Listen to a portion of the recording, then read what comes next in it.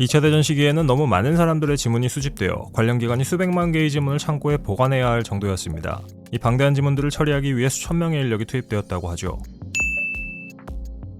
누구나 갖고 있지만 누구도 똑같지 않은 건 바로 손가락에서 찾아볼 수 있는 지문입니다. 지문이 특별한 이유는 똑같은 지문을 가진 사람이 사실상 없기 때문이죠. 그래서 오래전부터 인식기술과 범죄 수사에서 중요한 역할을 해왔는데요.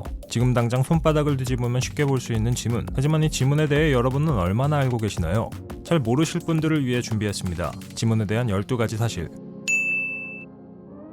지문은 인간 신체의 일부분이니만큼 오랜 기간 동안 인류 역사에 등장했습니다. 고대 바빌론에서는 기원전 1000년경 이미 진흙판 계약서에 지문을 찍어 사용했던 기록이 있으며 중국에서도 서기 300년경 공식 문서와 범죄자 식별에 먹지문이 활용되었죠.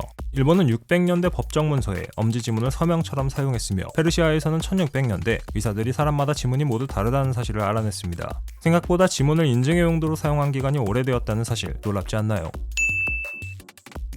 지문이 우리가 태어나기 훨씬 전부터 함께한다면 지문의 형성은 엄마 뱃속에서부터 시작됩니다. 태아 시절 손끝 피부의 여러 층이 서로 다른 속도로 밀리고 주름 잡히면서 독특한 패턴이 형성되는데 이런 패턴의 형성이 여러 번 반복되며 우리가 가진 지문이 됩니다. 이렇게 만들어진 지문은 인류 역사에서 한 개인의 고유성을 나타내주는 도구로 활용되었고 스마트폰과 디지털이 자리 잡은 지금에 들어와 그 기능이 강화되었죠. 지문 센서 덕분에 우리는 손가락 한 번으로 기기를 잠금 해제하고 결제까지도 빠르게 처리하는데요.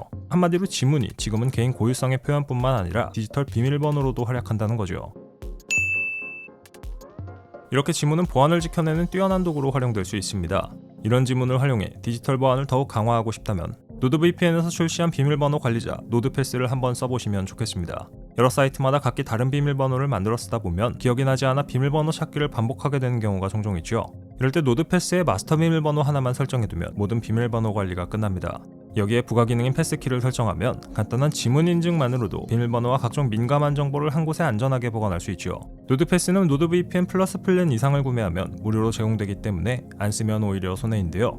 두 가지를 함께 쓰면 IP 및 개인정보부터 비밀번호까지 빈틈없는 보안이 가능하죠. 고정 댓글에 링크를 누르시면 2년 약정 시 앤드류의 5분 대백과사전 독점적인 할인 혜택에 4달을 무료로 더 이용할 수 있는 딜을 확인해 보실 수 있습니다.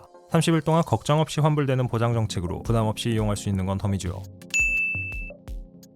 그런데 정말 드물게 지문이 아예 없는 사람도 있습니다. 물론 이런 사람들은 아쉽지만 노드VPN에서 제공하는 비밀번호 보호 기능을 이용할 수 없죠. 유전적 요인 때문에 손가락에 지문이 형성되지 않는 경우가 있는데 이런 사람들은 공항 출입국 심사나 생체 정보 기반 인증을 통과하는데 예상 밖의 어려움을 겪기도 합니다.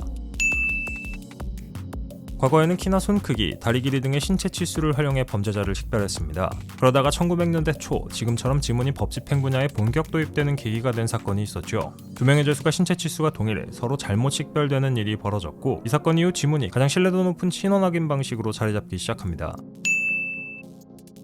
유명 작가 마크 트웨인은 당시 경찰보다 훨씬 더 앞선 시기 지문을 범죄 해결 도구로 소설에 먼저 등장시켰습니다. 흥미롭게도 전 세계의 경찰과 사법부가 지문을 증거로 채택하기 시작한 건 그 뒤의 일이죠.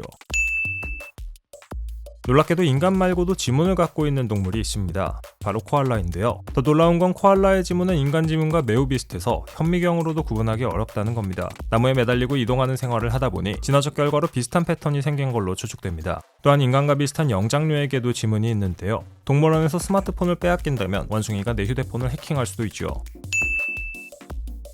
지문은 사망 후에도 꽤 오래 남습니다. 실제로 물에 잠겨 부패한 손가락에서도 지문을 추출해 신원을 확인한 사례가 있을 만큼 지문은 예상보다 훨씬 더 강한 흔적입니다. 하지만 지문이 절대 지워지지 않는 건 아니죠. 강한 마찰이 많은 일을 장기간 하거나 화학약품에 노출되면 지문이 얇아지거나 일시적으로 희미해질 수 있습니다. 물론 자신을 숨기기 위해 이런 방식으로 지문을 없애려 한 사람들도 있었는데요. 하지만 그 과정은 엄청나게 고통스러우니 그냥 지문 있는 채로 착하게 사는 게 더 좋을 것 같네요. 일반적으로 지문은 모두 다른 걸로 알려져 있습니다. 다만 과학자들은 이론적으로는 완벽하게 동일한 지문이 존재할 가능성을 완전히 배제할 수는 없다고 보고 있죠. 마치 여러분과 닮은 도플갱어가 있는 것처럼 말입니다. 나랑 동일한 지문을 가진 사람을 만나도 죽는 걸까요? FBI가 미국인의 지문을 모두 갖고 있다면 교도소나 교정시설, 경찰 혹은 어떤 정부기관에 취업 지원을 해본 적이 있다면 FBI는 이미 그 사람의 지문을 보유하고 있으며 그걸 범죄자와 동일한 방식으로 취급하고 있습니다. 2015년 FBI는 범죄 지문 데이터베이스와 민간 지문 데이터베이스를 통합한다고 발표했고 모든 지문 기록을 잠재적인 범죄 용의자를 찾기 위해 검색 가능하도록 하기로 결정했죠. 이력서 한번 잘못 넣었다가 여러분의 지문이 범죄자와 동급으로 취급되는 셈이네요. 우리의 지문이 소용돌이와 고유한 패턴을 가지고 있듯 몸속과 몸 위에 존재하는 미생물 생태계 마이크로바이옴 역시 사람마다 제각각 다릅니다.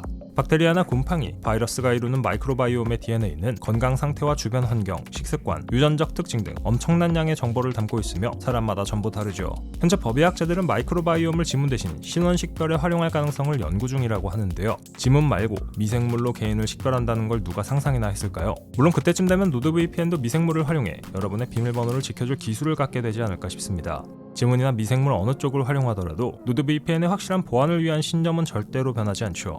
더보기란의 특별 혜택 링크를 통해 최대 75% 할인을 받을 수 있으니 참고하시면 됩니다.